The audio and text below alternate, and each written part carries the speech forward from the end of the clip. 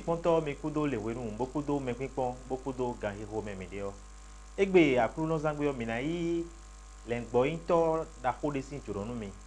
o mina do hodo pantecote ji mi tro egbe o pantecote sin ko yo do mi de o mina kende wo ran yi ti me pede na tinu menu mi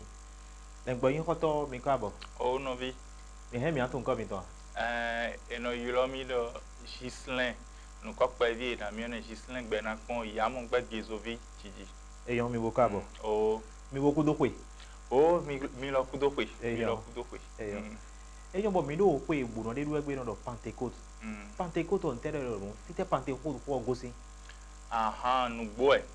Egbe diyan pe da hode du e. Meyin Christian le o ede. ouais E kan yin ede do pono ro ko yo du e me jiu le de suro pe mo nkan ton du e. Ne we na kla mi bo mi na do tun fie Pentecote ko egosin nu gbo do yo. Mi ma tun ada yo chobo Jesu na wa gbe me fi. Bo na wa na hunlen ganzo ai kun gba bi fi yo. Togun de we ma o de do fo. Eno yo e do togun jiu le ton. Bo togun ni o azande wa je. Bo e do kan mo gbenu do to yore Egypte to o me bo ma wa de gbe bo se nyan de se do Mose bo Moïse de hun alini ye be ton sin to ene me bo gbon o fofo tintin titon e ton ene eno yoro Pasqua kwe bo ma wa ze sendo te buro meje ni Pasqua kwe ene wa igudo o ena hazan ro propo kande wo azan kande wo ene gudo ena du kwe devo kwe le bi kwisinu ko jen do ji ugbe o me Pentecote no le yin bi benu nu kun yi yasin poiton donc pe mi no nu wewe ple do fine e hazan kan de wo do e ton sin Egypte to me gudo bo kale marqué bo le dokin do untun nu kun yi yasin pe be no ana nu ma o no de nu edo me gon we to bo ya o e no ze bu na na ma o fi Pentecote ko e be sin ne ene bo o Pentecote ko mi moro mi no du no sien wole me azon e wa din zombo le nu e do apapa de na do gbe ya do mi kana cambio mi do de no du gbe nda ye o ko egbe ko dion fo gbo de tede me alo dudu alo paru ko je podo yiwe o eso ayin dudu alo paru ko cambio da ho de suwe do apade ko iwe di le adogbon nugbo e no du kodo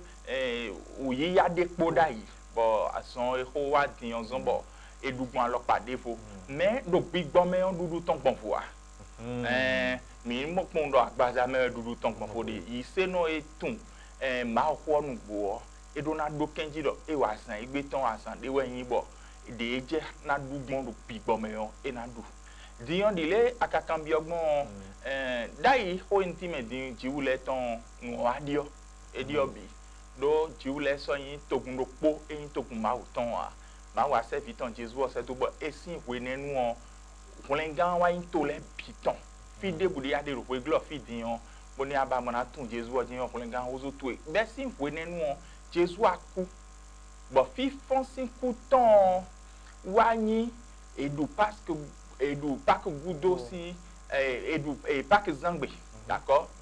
mini donc voilà mi no bi ba de me me de fon chegbe yo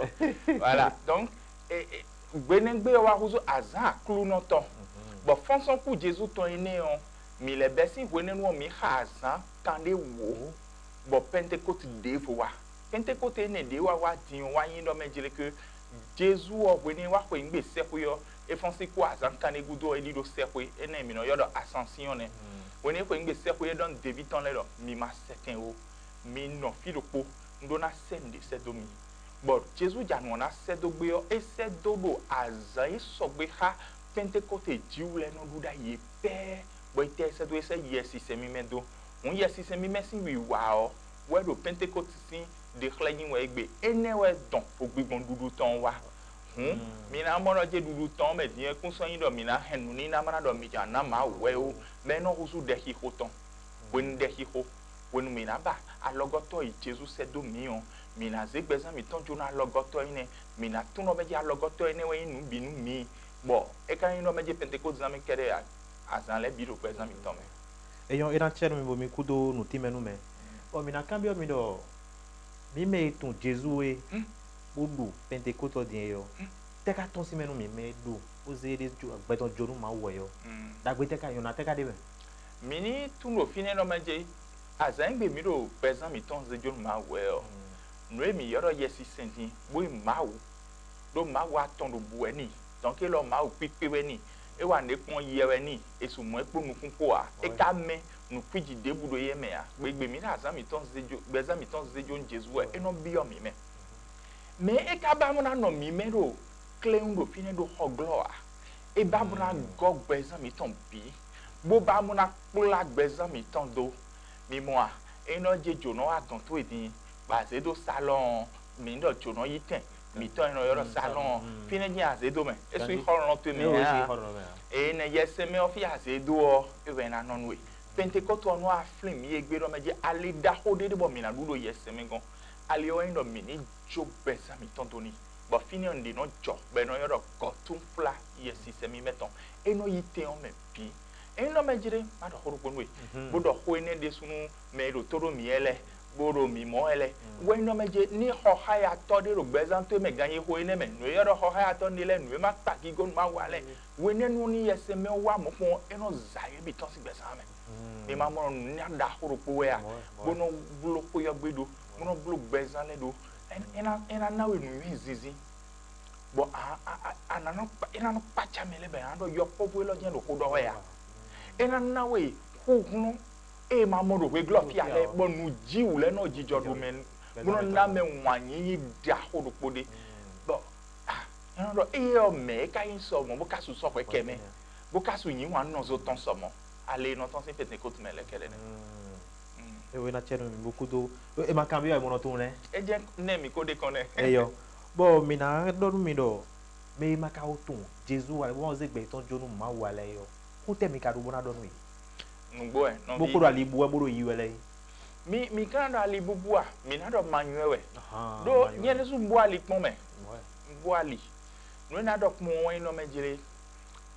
do we de do bible me yoro Isaïe 50 takande waton hi ha mi aizen e do propos mi ton mi ro yiwe bo mi ro koro ali ton pe do we no ali popo dia ali kiki kadia mi suro di no mero ko da li ton pe do we a ali ro po de Jesu do nyewe nya li yo bo inu po bo impe yo me de bu ko impe togon e do na gbon chiche na don mi ko no meje yin la do we zon a kambla me de we do bigbo me sin apape ya nu do de glory mi de a Jesu e no yi do bezan me ton me be ne le bi fi no mo sin enele mo sin yo eno de ali nu mi bo mi he mi na itogon ni medele no timo kuno do khasini ye kuno do khasinu ise no ku amlo yin be dodo fi da gbazame àwọn anlin do kai maugon bona no gbe sindi kaka so yi na bio ku no meje me makozo gbezan ton jonu Jesu a ye he ra ko de claim no fi de bu de yo mara Jesu nse wen agbede ti me bio gbezan ti me pla gbezan ti do nu bi ni yon mi be kana mo no de na jo eyo e kana jo nugbo o moro nu wa mi ton gamezo mi no wa ro fi bo mi lo fi vonu wa lengbo yin to mi ho te mi ka do wo mi na do su karun wa o nu na do we no menjile kwero azano kwero me no du Pentecost